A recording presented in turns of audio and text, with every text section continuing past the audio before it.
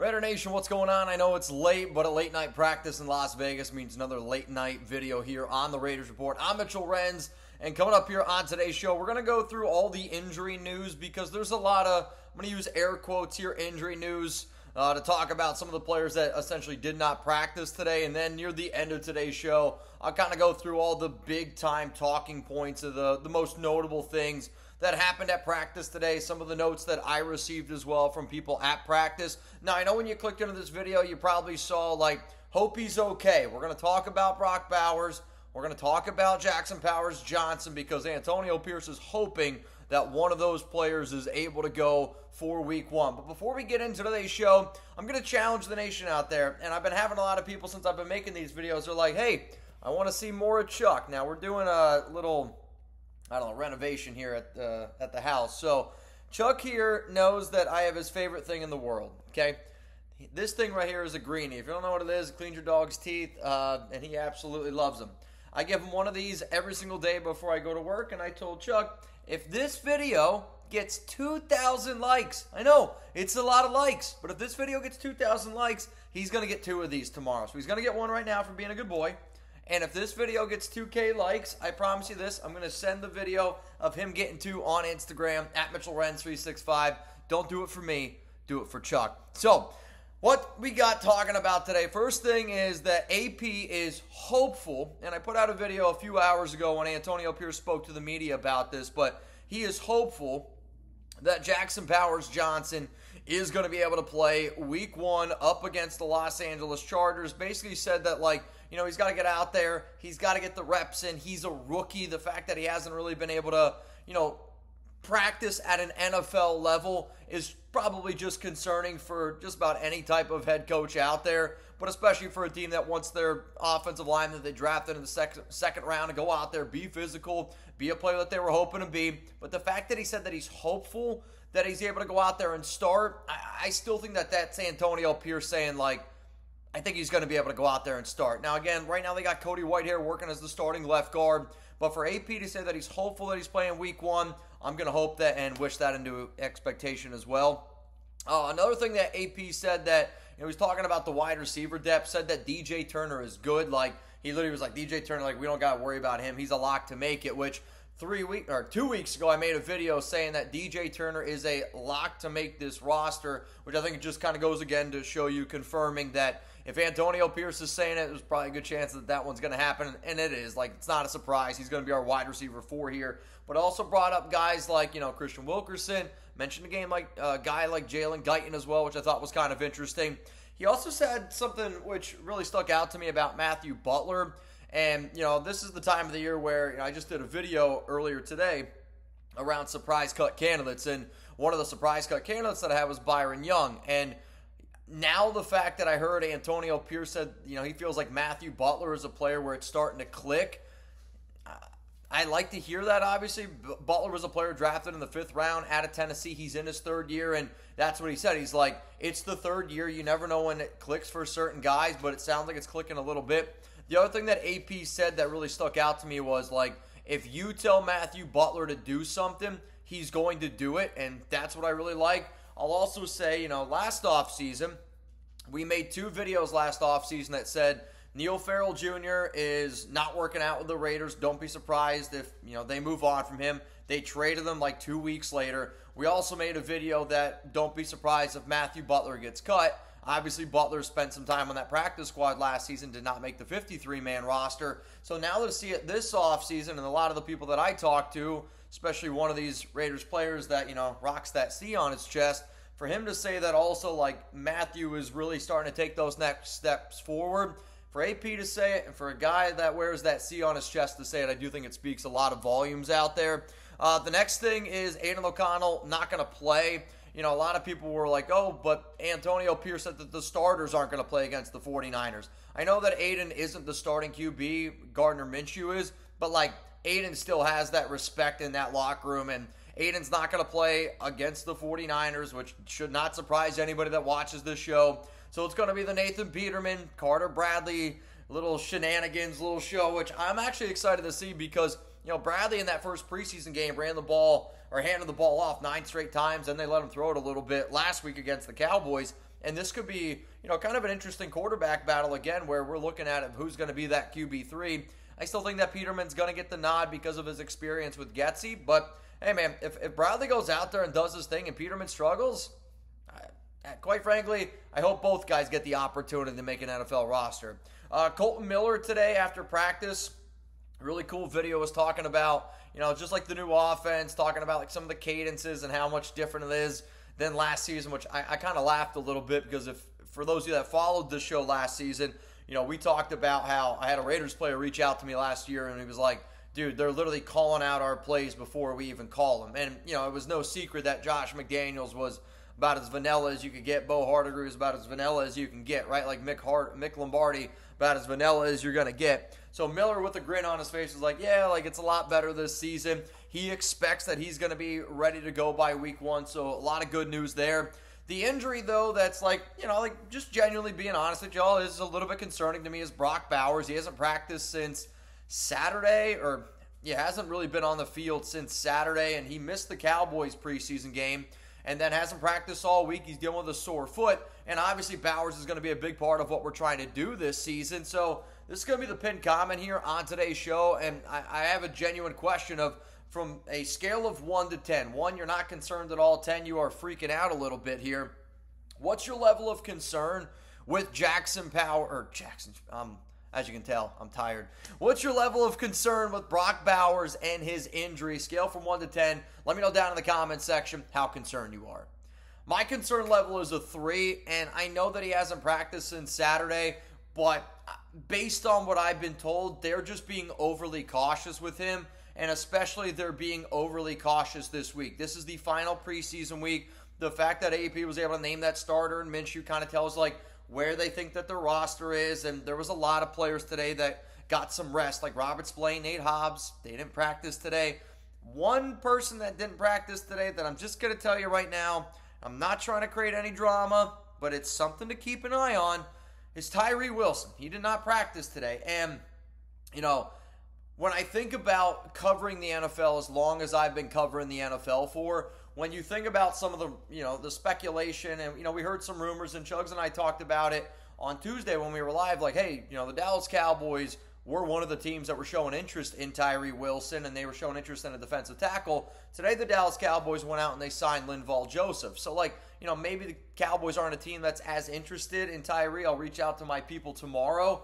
But, the fact that he didn't practice today, I'm going to look at it as being a little bit funky, being a little bit weird, because he's not somebody to me where deserves a day off. He's somebody that I do still think needs to go out there and fight for a roster spot. I don't care if you were drafted number 7 overall. I don't care. You got to go out there and you got to be able to prove it to me. So for Tyree Wilson to miss practice, I thought that was interesting. Another injury to just keep in mind is Brandon Faison. He didn't practice today. So, that's another dude where I don't know when he's ever going to be able to get on the field. I don't know when he's going to be healthy enough to get out there. But if I'm the Raiders, and I saw the Brandon Faison injury, and we'll talk about another player who played a very interesting role today. There is a name that I'm going to bring up, though. His name's Tyler Hall, and some of y'all probably remember him. I feel like I got to sneeze real quick. But Tyler Hall was released today by the Philadelphia Eagles. If I'm the Raiders and I'm just looking for a little bit more depth, and he was released today by the Eagles, waived of an injury, I would like to be able to bring him in and see what he can do. But if you could potentially look at Tyler Hall, he's more of a slot guy, still be an extra depth person. Think of him as on the same level as Sam Webb. I think he's better than Sam Webb, but Tyler Hall was a player that I really enjoyed covering over the past few seasons. But bottom line, this cornerback depth is interesting. My plan tomorrow with Chugs is to put out a video bright and early for you guys about some free agent targets that I would look at. I might end up doing it live. I have yet to decide what I want to do. But Tyler Hall is going to be on there. But because Brandon Faison's injured, because Nate Hobbs, we want Nate Hobbs to be great, but even he got banged up a little bit in yesterday's practice. So, it wouldn't surprise me maybe if they pick up the phone and give some call to maybe an Adoree Jackson. Maybe Xavier Howard would be a big phone call, but you have $34.5 million in order to do it. Tyler Hall, though, is definitely a player that I just want y'all to keep in mind.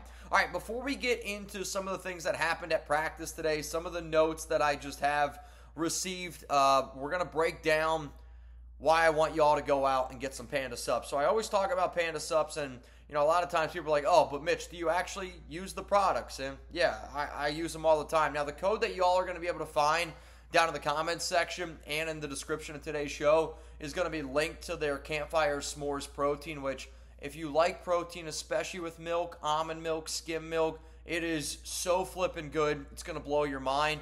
But some other protein that I like, which I talk about a lot, my personal favorite out of all the Panda Supps protein is their,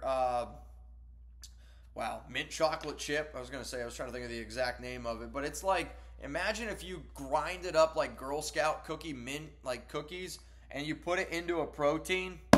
I'm not kidding you. It's that flipping good for this one. My other rotation that I always keep in, I love their creatine. I use their creatine all the time.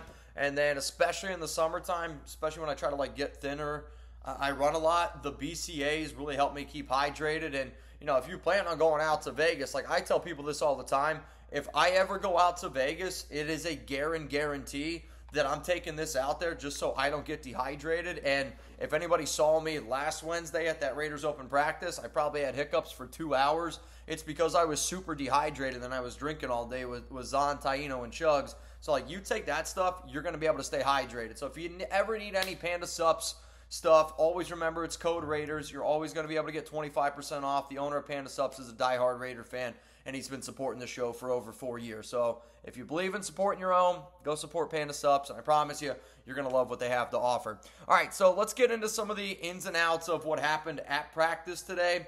First thing was, there's been a lot of talk about Gardner Minshew. He looked good today. And if anybody tells you that he didn't look good today, again, today wasn't like a super, super crazy practice out there, but he looked good today. And he did, man. Aidan O'Connell looked good today. So, Minshew, though, one of the plays that I thought really stuck out was he found Davante Adams, middle of the field, really nice route there by Davante. He zigged, he zagged, found the end zone, and good strike by Minshew.